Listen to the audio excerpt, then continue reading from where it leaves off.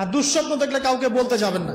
দুঃস্বপ্ন দেখলে কাউকে বলতে যাবেন না। যদি দেখেন রাতের বেলা দুঃস্বপ্ন দেখছেন, দুঃস্বপ্ন যদি দেখেন তাহলে বাম দিকে 3 বার থুতু ফেলবেন, থুতু ফেলার ভান করবেন, তারপরে পাশ পরিবর্তন করে ঘুমাবেন। দুঃস্বপ্ন মানুষ দেখতে পারে, আর দুঃস্বপ্ন শয়তানের পক্ষ থেকে দেখানো হয়।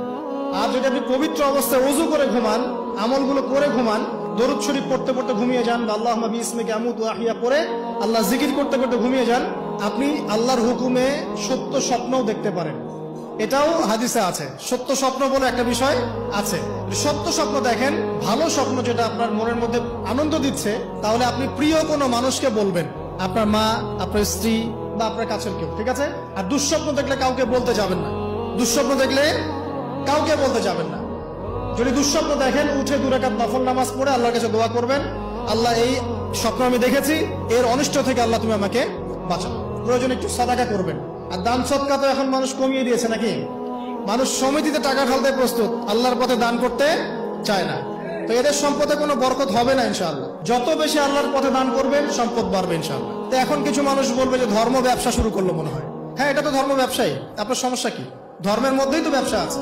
ব্যবসা করলে ধর্মকেন্দ্রিকই করতে হবে। ব্যবসা যদি কেউ করতে চায়, তাকে ধর্ম মেনেই করতে হবে। অমুসলিম হলে সে আলাদা বিষয়। কোন মুসলমান যদি ব্যবসা করতে চায়, তাকে ধর্ম মেনেই ব্যবসা করতে হবে। কি করতে হবে? মাপে কম দেওয়া যাবে না, সিন্ডিকেট করা যাবে না, তাই না? মাল মজুত করে বেশি দামে বিক্রি করা যাবে না। আছে না এগুলো নিয়ম? আছে না?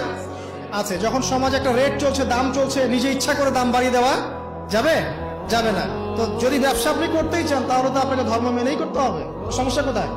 আর আল্লাহর পথে এইসব দান খয়রাত কি ধর্ম ব্যবসার মধ্যে পড়ে?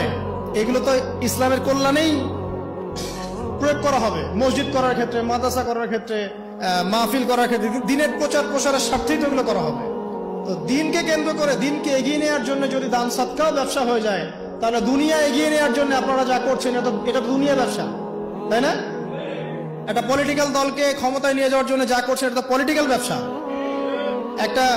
একটা আদর্শ দর্শন সমাজে প্রতিষ্ঠার জন্য যা করছে, এটা তো আদর্শিক ব্যবসা হচ্ছে। তাহলে জায়নিজম প্রতিষ্ঠা করতে যাচ্ছেন, তো এটা জায়নিজম ব্যবসা হচ্ছে। কমিউনিজম প্রতিষ্ঠা করতে এটা কমিউনিজম ব্যবসা হচ্ছে। মানে সব তো ব্যবসা হচ্ছেই। তাহলে শুধু ধর্মের দিকে চলতেন কেন? আশ্চর্য ব্যাপার। ধর্মের বিষয়ে তো মানুষ সদকা করবেই। দান সদকা না করলে মানুষের সম্পদ বাড়বে কিভাবে? যাকাত, দান সদকা এগুলো ইসলামের অংশ। আল্লাহ পাক আমাদেরকে বেশি বেশি দান সদকা করার তৌফিক দান করুন। তারপরে চলে আসেন, এইভাবে রাতে আমলগুলো গুছিয়ে শেষ রাত্রে ওঠার চেষ্টা করে। আমি যে বললাম রাতটাকে এনজয় করার জন্য আল্লাহ পাক বলেছেন, একদম শেষ রাত্রে আল্লাহ পাক ওঠার তৌফিক সবাইকে দান করুন।